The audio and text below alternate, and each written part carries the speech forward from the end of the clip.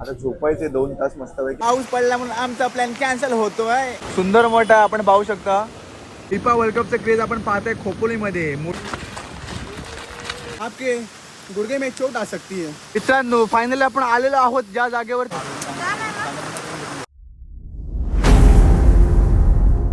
नमस्कार मित्रांनो, मी रोहित संतोष तामणकर तुमचं सर्वांचं पुन्हा एकदा नवीन ब्लॉगमध्ये स्वागत करतोय.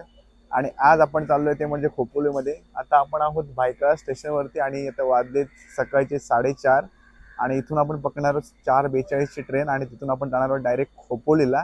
सो पाहूया खोपोलीला आपल्याला एक ॲडव्हेंचर वॉटरफॉल बघायला मिळणार आहे. तर आपण आता जाऊया, डायरेक्ट ट्रेन आली आहे आपली. सो आपण जाऊया खोपोलीला.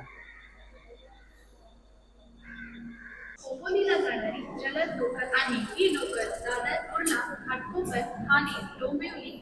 मित्रांनो आपण पाहू शकता खोपोली 4:42ची ट्रेन लागली भायखळ्यावरून. आपल्याला ही ट्रेन पकडायची आहे. ही जर ट्रेन मिस झाली तर आपल्याला नंतर 7 पर्यंत ट्रेन नाही. सो आपण आता आलोय 4:42च्या ट्रेन मध्ये. इकडे तर पुढेच आहे.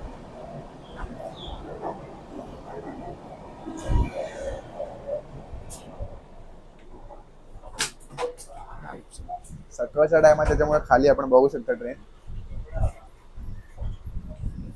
आता झोपायचे 2 तास मस्तपैकी. 2.5 तासानंतर आपला खोपोली येईल आणि आपण डायरेक्ट तिकडेच भेटूया.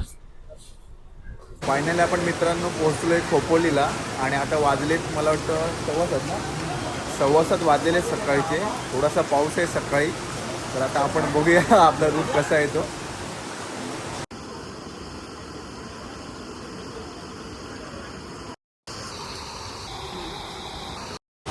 क्राऊड तुम्ही पाहू शकता, एवढी गर्दी आहे. जास्त गर्दी नाही आहे परंतु पाऊस ज्याप्रमाणे पडतोय त्याप्रमाणे आपल्याला गर्दी दिसते. इथे फिरण्यासाठी लोक आलेले आहेत खोपोलीमध्ये. इथून आपल्याला रिक्षा मिळेल पुढे जायला. मित्रांनो आपण आता उतरलो खोपोलीमध्ये आणि बाजूला तिथे मार्केट आहे छोटूसा. तर तिथे आता आपण आलोय नाश्ता करायला. तर आता आपण नाश्ता करूया, देन आपण बघूया आता सध्या पावसाची परिस्थिती आणि कोणता प्लेस आपल्याला विजिटसाठी आहे अवेलेबल. तर सध्या तरी आम्ही करतोय नाश्ता.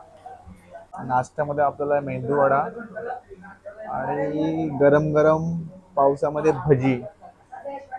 पाऊस काय थांबायचं नाव घेत नाहीत परंतु आपण पण थांबणार नाही आहोत. आपण आता चाललोय गगनगिरी मठाच्या दिशेने. चालत चालत वॉकिंग डिस्टन्सवरती 15 मिनिटांवरती आहे गगनगिरी महाराजांचा मठ. तो आपण आता तिथे जाणार आहोत. तिथे थोडंसं मठामध्ये विश्रांती करू आणि देन बघू मग पुढे आपल्याला काय काय मिळतंय ते. तुम्हाला काय वाटलं पाऊस पडला म्हणून आमचा प्लॅन कॅन्सल होतोय? होत नसती. आम्ही चाललो गगनगिरी महाराजांच्या मठामध्ये. एवढ्या पावसामध्ये लय मजा येते. जरा भिजायचा आनंद मिळतोय. तुम्ही पण येवा, पावसात भिजा आणि मजा घ्या. मित्रांनो फिरत फिरत आपण आलोय ना. आता आपल्याला मिळालंय वीरेश्वर मंदिर. स्थापना आहे 1758 मध्ये. आता आपण तिकडे थोडंसं जाणार आहोत वीरेश्वर मंदिरामध्ये. आपण तुम्हाला दाखवतो आता वीरेश्वर मंदिर.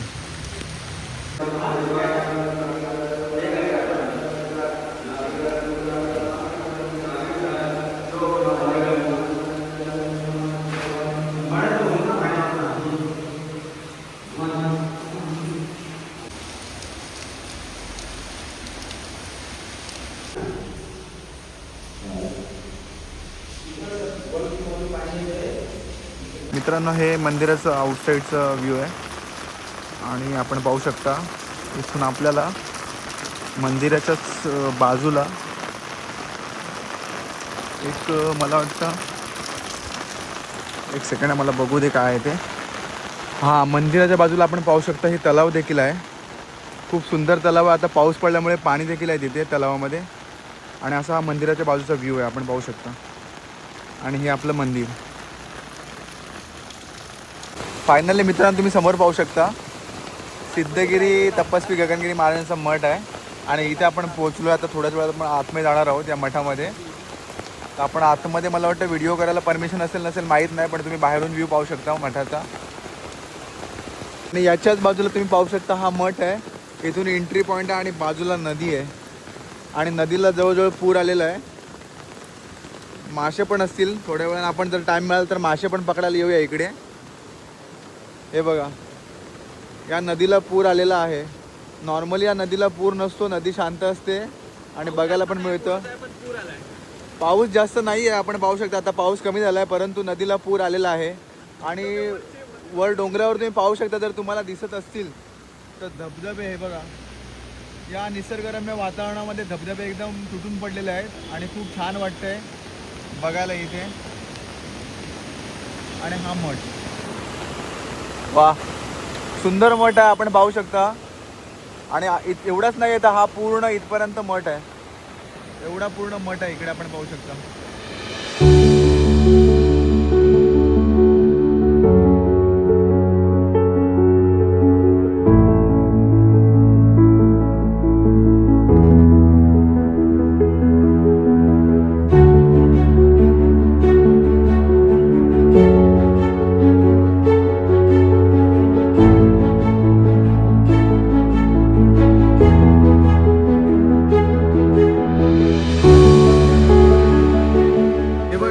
फिफा वर्ल्ड कपचं क्रेज आपण पाहतोय खोपोलीमध्ये. मोठे मोठे बॅनर लागलेले आहेत मेस्सी, नेमार आणि रोनाल्डोचे. आणि बाजूलाच आपण पाहू शकता मंदिर. मित्रांनो, आता आपण दर्शन वगैरे घेऊन चाललो एक नवीन ठिकाणी एक्सप्लोर करायला. अरे मागचे कुठे गेले? मागचे दुसरीकडे गेलेत, आपण तिकडे चाललो आहे. बघूया आता आपल्याला काय वॉटरफॉल वगैरे मिळतो का. सो जाऊया थोड्याच वेळामध्ये वॉटरफॉल वरती. आणि आपल्याला भाऊ बोललाय वॉटरफॉल वरती जाऊ शकतो. मला गाणं ऐकवतंय, मला गाणं ऐकवतंय. दिसत नाही, तुला फक्त आवाज येतोय. मित्रांनो, आपण खोपोलीमध्ये केपी पाहिला होता आणि झेनिथ देखील पाहिला होता, परंतु आपण आता चाललो एक नवीन धबधबा एक्सप्लोर करायला. तर चला माझ्यासोबत.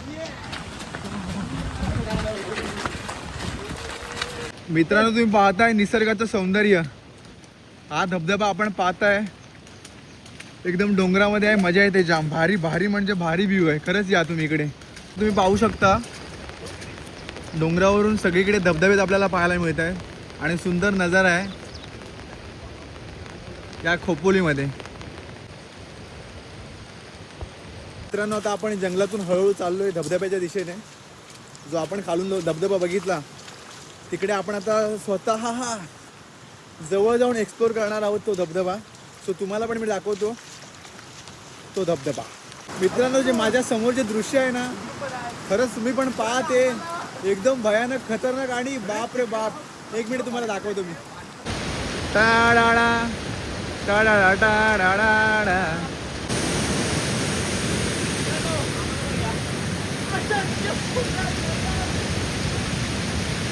आपण पाहू शकता पूर्ण सिटी आहे खोपोली सिटी. आणि आपण असे वरती वरती जातो इथपर्यंत आलो आहे. आणि इथून आपण आलो आहे आता इथे आणि साहिल पोचला इथपर्यंत. सो आपण पण आता जाऊया वरच्या दिशेने. मित्रांनो, साहिल आहे. साहिल आणि साहिलने काहीतरी शोधून काढलं, तुम्हाला दाखवतो थांबा.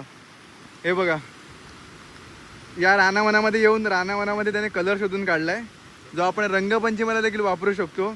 असा कलर आहे लाल कलरचा, एकदम भारी वाटतोय. डार्क कलर रेडमध्ये. अजून देखील शेड पाहिजे असेल तुम्हाला मिळू शकतात तिकडे. कोणतीही वनस्पती उचला, सगळे आपले जाईल. दोस्तों, ये जगह बहुत ही फिसलन भरी है. यहाँ आपको एक एक पैर संभाल के रखना पड़ेगा, नहीं तो आप गिर सकते हैं. आपके गुर्गे में चोट आ सकती है. तो थोड़ा सा संभल के चलिए, क्योंकि ये जगह बहुत ही दगड़ बिगड़ इधर बहुत ही बिखरे हुए हैं. तो इधर आने के लिए आपको थोड़ा सा क्लाइंबिंग करना पड़ेगा, जिम में जाना पड़ेगा.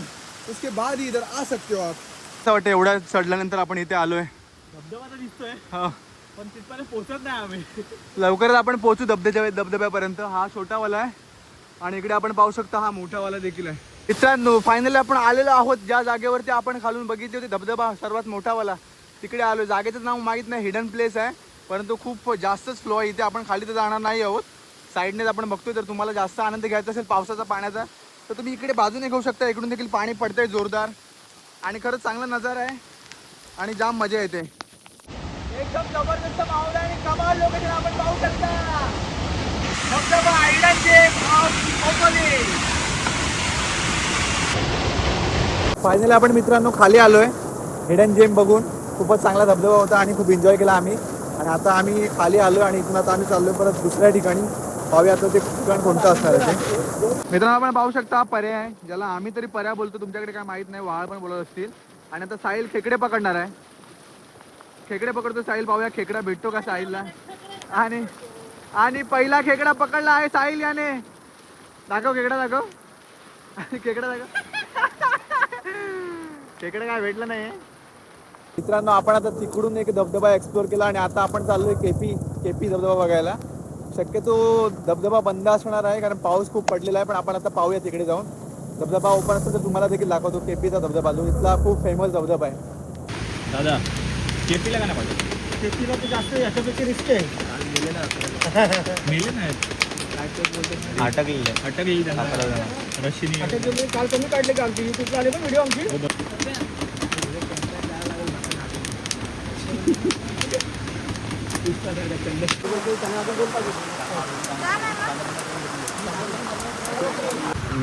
मित्रांनो आपण चाललो होतो केपी वॉटरफॉल आणि झेनिथ वॉटरफॉल बघायला, परंतु पाऊस एवढा जास्त आहे की पोलिसांनी बंदोबस्त करून ठेवला आहे. आपल्याला जायला देत नाही. हे बघा पब्लिक पण आहे इथे, कोणाला जायला देत नाहीत पोलीस. त्याच्यामुळे आपण आता रिटर्न चाललो आहे. सो आता आपण रिटर्न जाऊ. मित्रांनो आपण आता खोपोलीमधून रिक्षा पकडले कारण आता ट्रेन खूप साऱ्या लेट आहेत, म्हणजे टायमिंगमध्ये नाही आहे ट्रेन आपल्याला घरी जायला. त्याच्यामुळे आता रिक्षा पकडला आणि आपण चाललो आता कर्जतला. अशा प्रकारे मित्रांनो कर्जत खोपोलीमधून ट्रेन नव्हते म्हणून आपण आलो कर्जतला आणि आता आपण चाललो आहे घरी. सो आपण आता ब्लॉग इथे समाप्त करूया. भेटूया नवीन संडे घेऊन, काहीतरी नवीन घेऊन. Bye bye.